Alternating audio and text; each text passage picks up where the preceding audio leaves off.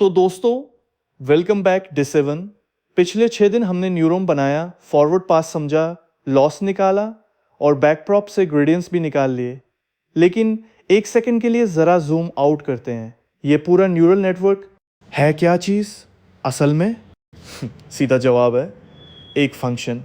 बस इनपुट जाता है, आउटपुट आता है, इमेज जाती है, कैट निकलता है, हिंदी वॉक जाता है, इंग्लिश निकलती है।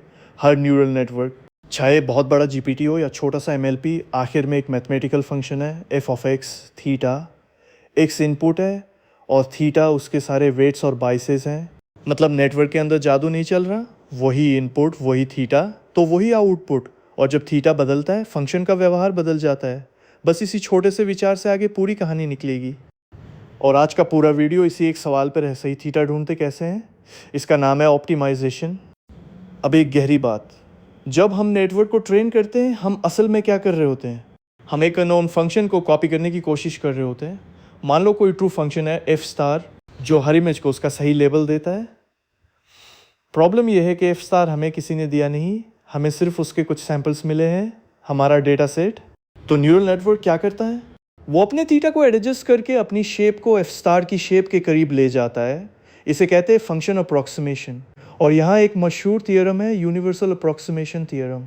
ये कहता है एक हिडन लेयर वाला नेटवर्क, अगर उसमें एनफ न्यूरॉन्स हों तो वो किसी भी कंटिन्यूस फंक्शन को अप्रॉक्सीमेट कर सकता है, किसी भी।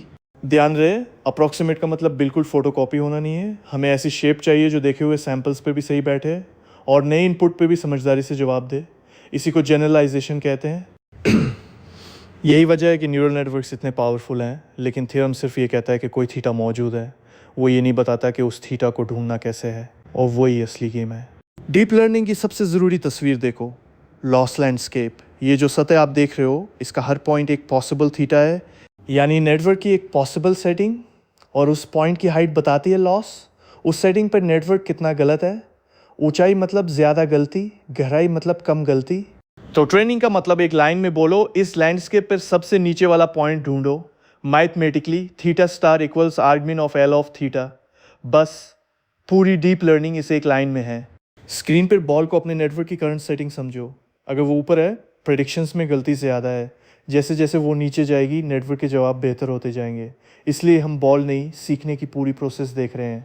अगर ये सरफेस एक स्मूथ कटोरा होता, जिसे हम कॉन्वेक्स कहते हैं, तो लाइफ आसान थी। कहीं से भी लुढ़को बॉटम पर ही पहुंचोगे।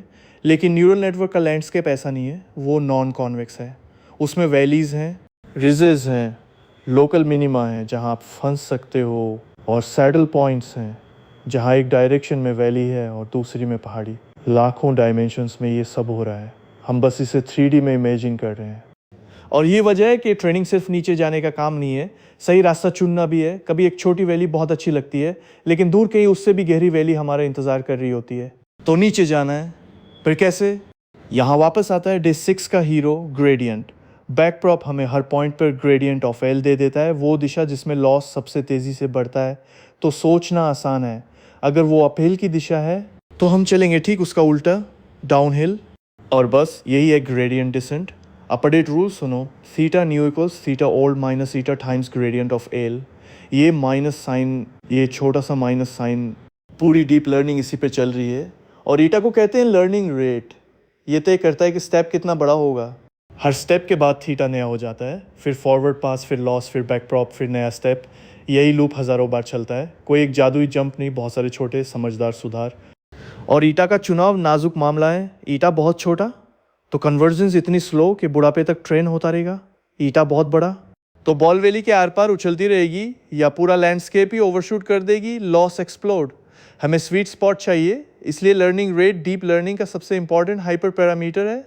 और इसीलिए हर अगला ऑप्टिमाइज़र इसी बेसिक नियम को बेहतर बनाने की कोशिश करता है। अब देखते हैं, जब पूरा डेटासेट हर स्टेप पे लेना महंगा हो तो क्या करते हैं। अब रियल लाइफ की प्रॉब्लम, ग्रेडियंट ऑफ एल निकालने के लिए टेक्निकली पूरे डेटासेट पे लॉस लेना पड़ेगा, millions of images her single step के लिए। पागलपन है।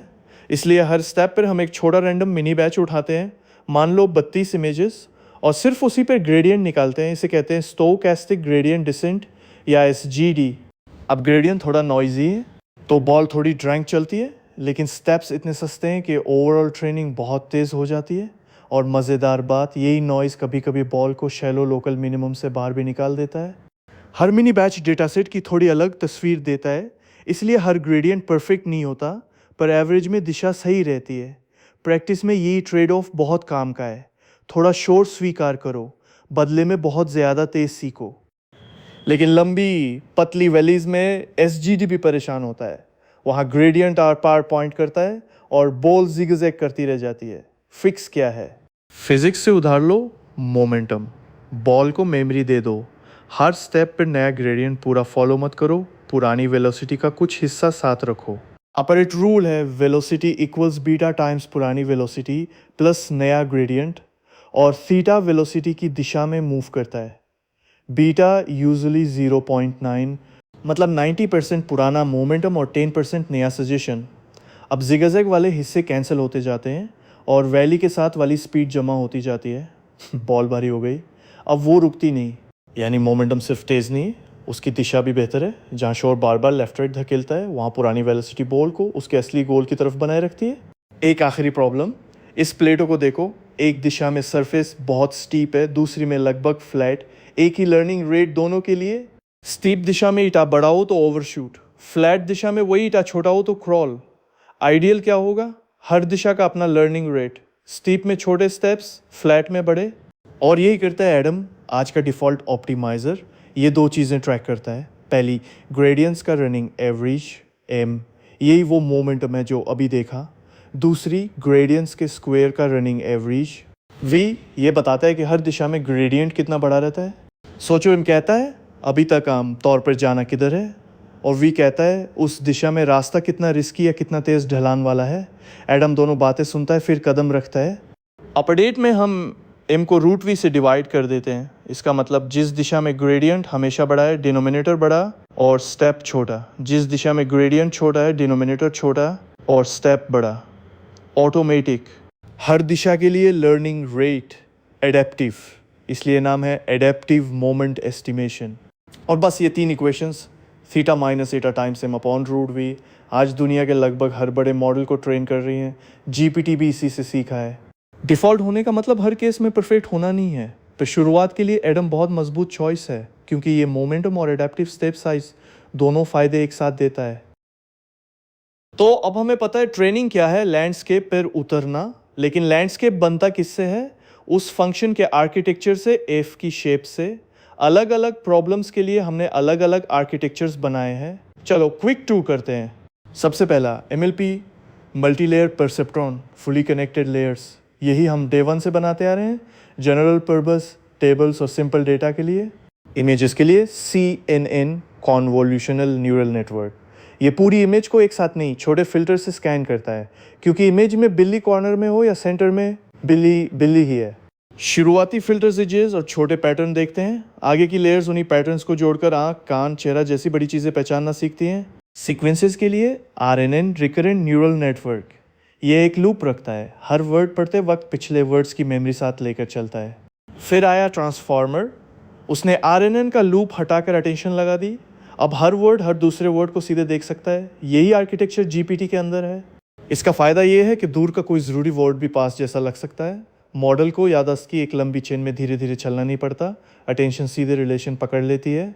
दो और interesting members, auto encoder input को कंप्रेस करके वापस बनाता है और बीच में डेटा का निचोड़ सीख लेता है। और GAN, दो नेटवर्क्स का गेम, एक जनरेटर नकली डेटा बनाता है, दूसरा डिस्क्रिमिनेटर उसे पकड़ता है। दोनों लड़ते लड़ते इतने अच्छे हो जाते हैं कि जनरेटर रियल जैसी इमेजेस बनाने लगता है। तो नाम अलग हो सकते हैं, कनेक्शंस अलग हो सकते हैं, लेकिन ट्रेनिंग का मूल नियम नहीं बदलता। आर्किटेक्चर तय करता है कि फंक्शन किस तरह की शेप सीख पाएगा। लेकिन याद रखना, ये सब हर एक सिर्फ f(x) थीटा है, शेप्स अलग हैं, गेम वही है, लॉस बनाओ, ग्रेडियंट निकालो, एडम चलाओ। तो आज का पूरा सफ़र एक बार फिर, न्यूरल नेटवर्क एक फंक्शन है f(x) थीटा, ट्रेनिंग मतलब लॉस लैंडस्केप पर सबसे गहरी जगह ढूंढना, ग्रेडियंट डिसेंट उस तरफ ले जाता है, learning rate step size set करता है, मोमेंटम रफ्तार देता है, और एडम हर दिशा के लिए अपना स्टेप साइज निकाल लेता है। आर्किटेक्चर्स MLP से GN तक, बस उस फंक्शन की अलग अलग शेप्स हैं। अगर आज की पूरी बात एक वाक्य में रखनी हो तो वो ये है, अच्छा मॉडल ढूंढना मतलब ऐसे पैरामीटर्स ढूंढना जो गलती कम करे, और ऑप्टिमाइज़र उसी खोज का इंजन है। डे 8 में हम इस थियरी को ज़मीन पर उतारेंगे। पाईटॉर्च में इन ऑप्टिमाइजर्स को खुद इम्प्लीमेंट करेंगे और इनकी रेस कराएंगे। सेम लैंडस्केप, तीनों ऑप्टिमाइजर्स लाइव। कौन जीतेगा कमेंट में गेस करो। तब तक के लिए keep learning, keep descending. Bye bye.